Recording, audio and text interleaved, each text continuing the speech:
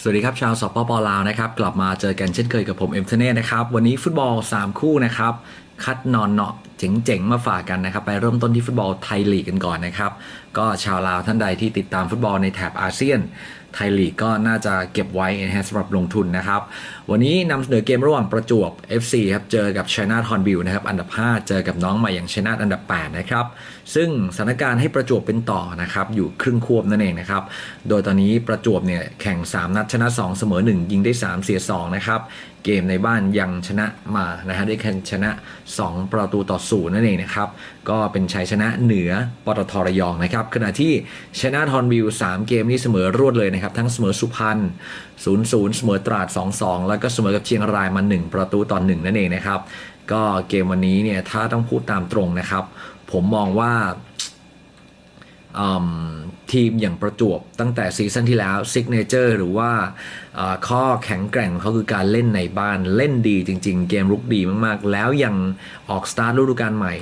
เล่นในถิ่นก็ยังสามารถเก็บชัยชนะได้เหนือปตทระยองนะครับก็ขณะที่ชัยนาทฮอนบิลเองยังกลายเป็นทีมที่ขาดความเด็ดขาดทั้งในแง่เกมรับและเกมรุกนะครับต้องมาเจอกับทีมที่แข็งแกร่งในบ้านผมก็ต้องบอกว่าให้เลือกประจวบ FCปลอดภัยสบายหายห่วงครับวันนี้หรือว่าประจวบจะเชื่อนิ่มๆนะครับ2ประตูต่อ1นะครับเชียร์เจ้าบ้านได้เลยนะครับอีกคู่หนึ่งนะครับไปดูฟุตบอลเกาโช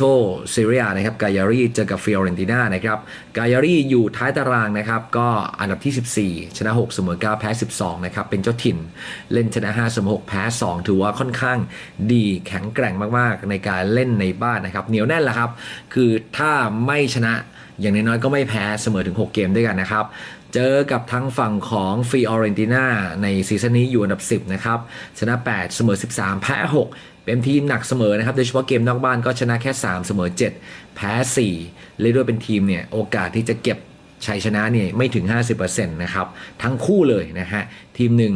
เล่นในบ้านก็เหนียวแน่นอีกทีมหนึ่งเล่นนอกบ้านก็เหนียวแน่นเหมือนกันนะครับแฮนดิแคปวันนี้ให้ฟิออเรนติน่าเนี่ยเสมอควบครึ่งนะครับผมมองว่าวันนี้ด้วยฟอร์มเนี่ยในอดีตกายารีชนะมา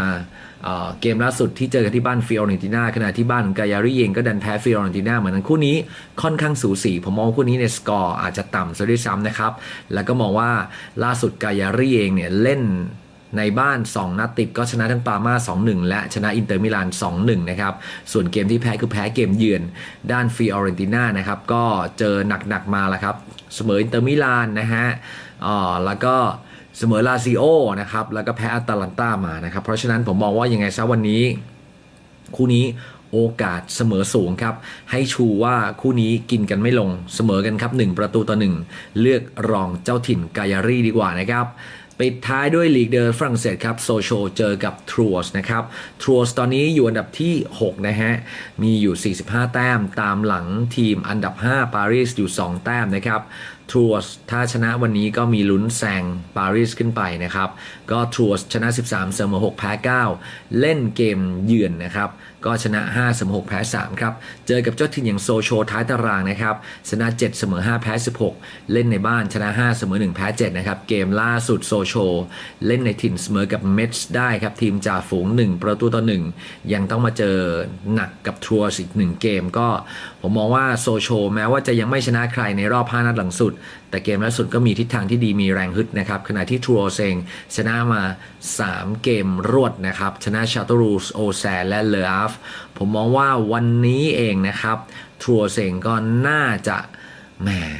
โชว์ผลงานได้อย่างยอดเยี่ยมอีกสัก1แมตช์ด้วยกันนะครับผมมองว่าทรูสจะเอาชนะได้ด้วยฟอร์มที่ชนะต่อเนื่องมา3เกมแบบนี้ไม่เลือกทรูสแล้วจะกลัวอะไรล่ะครับอย่าไปกลัวเลือกทรูสไม่ต้องกลัวใครนะครับชนะครับ